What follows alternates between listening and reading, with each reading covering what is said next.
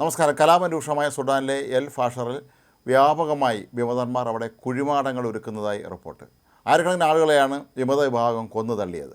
Rapid support force എന്ന സുഡാനിലെ വിമതർ 2000-ഓളം പേരെ വധിച്ചു എന്നാണ് അവർ തന്നെ ഇപ്പോൾ അവകാശപ്പെടുന്നത്. കഴിഞ്ഞ ദിവസം ഇത് സംബന്ധിച്ച അവകാശവാദം ഉന്നയിച്ചവരുടെ ഒരു പ്രമുഖ നേതാവിനെ പട്ടാളം പിടികൂടിയിട്ടുണ്ടായിരുന്നു. കഴിഞ്ഞ മാസം അവസാനം മുതലാണ് ഇവിടെ 2023 മുതൽ തുടരുന്ന സംഘർഷങ്ങൾ വലിയ തോതിലുള്ള കലാപത്തിലേക്ക് നീങ്ങിയത്.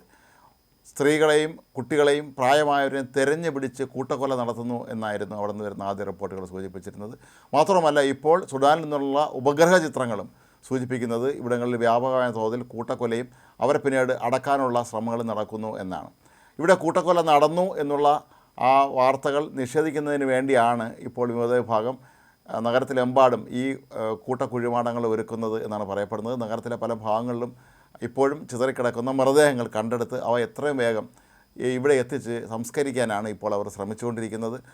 ലോകമെമ്പാടും നിന്നുള്ള ശക്തമായ പ്രതിഷേധത്തിൻ്റെ പശ്ചാത്തലത്തിൽ കൂടിയാണ് വിമതന്മാർ ഇപ്പോൾ ഈ ഒരു നീക്കം നടത്തുന്നത് എന്നാണ് പറയപ്പെടുന്നത്. നൂറുകണക്കിന് സ്ത്രീകളെയാണ് ഇവർ കൂട്ടത്തോടുകൂടി ബലാത്സംഗം ചെയ്തത്. ഇവർക്കൊപ്പം ഉണ്ടായിരുന്ന പുരുഷന്മാരെല്ലാം മാറ്റി നിർത്തി വെടിവെച്ച് കൊന്നതിന് ശേഷമാണ് ഇവർ സ്ത്രീകളെ പീഡിപ്പിക്കുന്നത്. കുട്ടികളെ അവരുടെ അച്ഛനമ്മമാരുടെ കൺമുന്നിൽ വെച്ച് വെടിവെച്ച് കൊല്ലുന്നതും, അതുപോലെ ഒരു കുടുംബത്തിലെ എല്ലാവരെയും ആ കുടുംബത്തിലെ കുറച്ച് പേരെ മാറ്റി നിർത്തിയതിന് ശേഷം മെഷീൻ ഗണ്ണുകൾ ഉപയോഗിച്ച് വെടിവെച്ച് തള്ളുന്നതുമൊക്കെ ഇവരുടെ സ്ഥിരം രീതിയാണ്.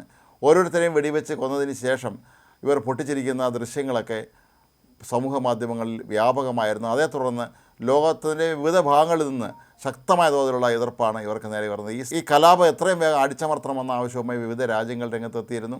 ഐക്യരാഷ്ട്രസഭയൊക്കെ ഇപ്പോൾ സജീവമായി ഇടപെട്ടിട്ടുണ്ട്. എന്നാൽ ഇപ്പോഴും ഐക്യരാഷ്ട്രസഭ പറയുന്നത് ഇവിടെ നിന്ന് 70,000-ഓളം പേർ പലായനം ചെയ്തിട്ടുണ്ട് എന്നാണ്. 2 ലക്ഷത്തിലധികം ജനങ്ങൾ ഇപ്പോഴും എൽ ഫാഷറിൽ തന്നെ താമസിക്കുന്നുമുണ്ട്. വർഷങ്ങളായി സർക്കാരിനെ അനുകൂലിക്കുന്നവരും വിമതരും തമ്മിൽ തുടരുന്ന ഏറ്റുമുട്ടലിൻ്റെ ഭാഗമായിട്ടാണ് ഇപ്പോൾ ഈ എൽ ഫാഷർ നഗരം വിമതർ പിടിച്ചെടുത്തതും തുടർന്ന് അവിടെ കൂട്ടക്കൊലയും കൊള്ളയുമെല്ലാം ഇവർ നടത്തുന്നതും. ഇവരുടെ ഒരു നേതാവ് അബുലുലു കഴിഞ്ഞ ദിവസം അവകാശപ്പെട്ട താൻ മാത്രം 2000 പേരെ വെടിവെച്ച് കൊന്നിട്ടുണ്ട് എന്നാണ്. ഇത് സംബന്ധിച്ച് ടിക്ടോക്ക് വീഡിയോ ഇയാൾ പുറത്തിറക്കിയിരുന്നു. ഒടുവിൽ ഇയാളെ സൈന്യം പിടികൂടുകയായിരുന്നു.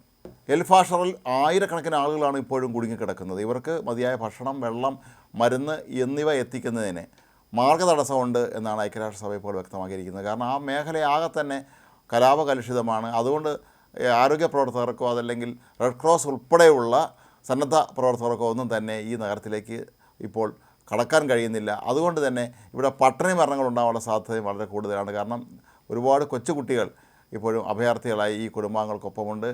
അതുപോലെ അച്ഛനമ്മമാർ നഷ്ടപ്പെട്ട കുട്ടികളുണ്ട്, വളരെ പ്രായമായ മനുഷ്യർ, രോഗികളുണ്ട്.